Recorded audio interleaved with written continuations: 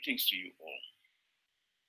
Motorists forced a fuel service station to close in Waterfalls after unearthing corruption, where fuel was being selectively sold $US only, reported Blue 24.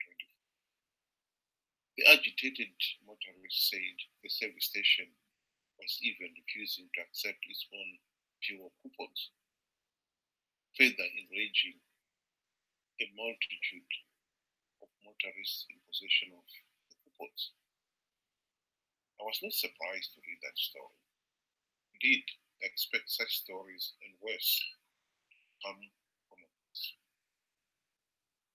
There is only so much that even the most subservient and cowed people can take before they stand up and say enough is enough. In 1980, Zimbabweans were a very proud people, full of hope and confidence in a free, just, prosperous, and bright Zimbabwe. The country had a robust economy, second only to that of South Africa and sub-Saharan Africa. Our agricultural sector was one of the best in the world, producing quality tobacco, and was rightly proud to be the breadbasket of the region, all that is called. 38 years of criminal waste of human and material resources through gross mismanagement and rampant corruption by this ZANU-PF regime has destroyed the country's economy. For decades now, the country has relied on imported food aid. They're so impoverished, they cannot even pay for it. We live in the day and age where human ingenuity has turned desert from a sea of sand into a sea of wheat fields and orchards. And yet we in Zimbabwe are now starving in a country that is, for all practical purposes, the Garden of Eden. Such is the damning testimonial to the sheer incompetence of the ZANU-PF regime. It is not that the people were not aware that ZANU-PF was destroying the nation's economy. That they were. True. It took most Zimbabweans nearly 20 years to acknowledge that Robert Mugabe and his ZANU-PF friends, the liberation war heroes and heroines, were not just incompetent and corrupt, but were still were vote rigging and murderous thugs. Mugabe and company has used brute force to create and retain the de facto one-party ZANU-PF dictatorship that has ruled the country since independence in 1980. The party has then used its carte blanche dictatorial powers to deny the people meaningful vote and to stay in power now 38 years and still counting.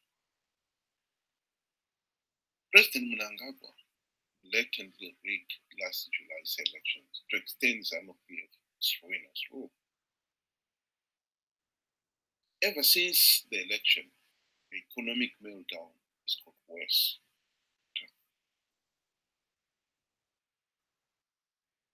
The economic situation in Zimbabwe today is dire.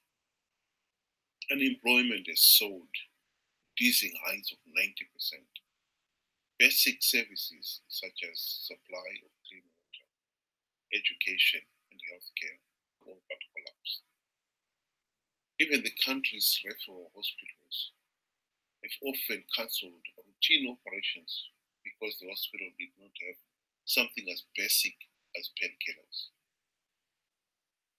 There's no way this tragic situation can continue without the people bending their anchor. Junior doctors have been on strike since 1st December 2018 to protest their slave wages and inhuman conditions in the hospitals and clinics. Teachers are too threatening to go on strike for the same reasons. Now we hear ordinary members of the public are forcing a petrol station to close because they cannot stomach the hardships and abuse they've been subjected to. It takes the flooding of individual and insignificant streams and tributaries to flood the great Zambezi River. Striking junior doctors, teachers, and now angry motorists. These are all the telltale signs of the growing anger and frustration of the impoverished Zimbabweans. The nation must act now to ease the economic meltdown, for the flood becomes too big for even the dam wall to stop it. Zimbabwe's economic problems are neither complex nor insurmountable. Indeed, there are many other nations whose starting off point was far worse than that of Zimbabwe today.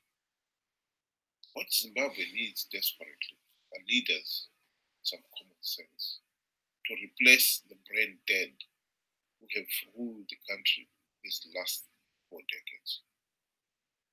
And all we need to get our quality leaders is implement the democratic reforms to end the dictatorship that has stifled public debate and democratic competition. The vote rigging and illegitimate ZANU-PF regime must be forced to step down to allow the nation the time and space to appoint an interim administration to implement the reforms.